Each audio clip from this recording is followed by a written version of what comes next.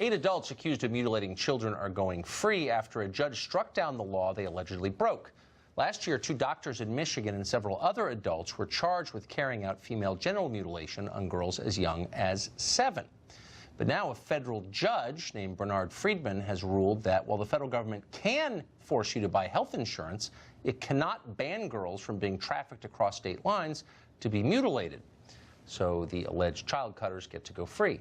Ayaan Hirsi Ali is an author and an anti-FGM activist, and she joins us tonight. Ayaan, thanks a lot for coming on. I'm wondering, as I have in conversation with you in the past, where the outcry over this is. I haven't seen this reported anywhere, really. Well, Tucker, first of all, thank you so much for having me. Thank you so much for shining a light on this once again. Of course. Yeah, there is an outcry on one side. There's no outcry on the other. I've heard so much. I've just spoken to a lawyer. We are at the AHA Foundation, Ayaan Hirsi Ali Foundation. We are in discussions with a law firm that spontaneously decided to appeal this. And it's not the only law firm, but it's the one that we are in discussions with.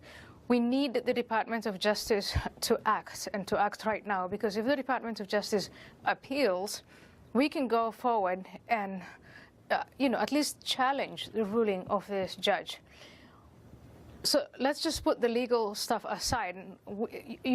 That's a process. It's long. It's yes. Hard.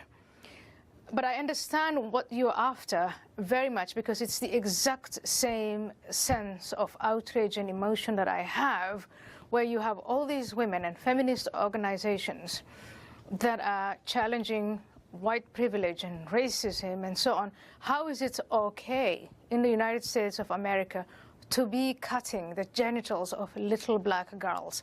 How is that not racist? Yeah. How is it possible that it's declared unconstitutional to protect little children? Many of them, of course, children of color. I don't know of white children whose genitals are cut. It's such a horrible subject. It's almost hard to talk about it. Have you, you've spent so much time on this issue. It's so personal to you. When you make that point to feminist groups, what do they say to you?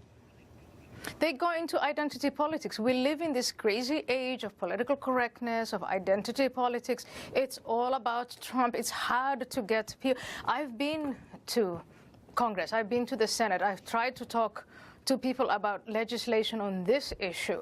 And what you see is that, the people who are supposed to be protecting little children are terrified of being described as racist, as, trying to impose whatever the American culture is on others. What happened to protecting little children? We're talking about children 5, 6, 7, 8 years old. Mm. We have all these states, so 24, 25 of these states that will not pass legislation. We can't get a majority because they're afraid of being labeled racist. It's grotesque.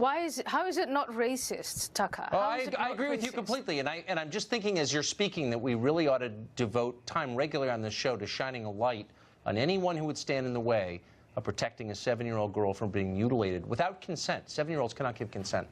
So, thank you. It's a general human rights issue.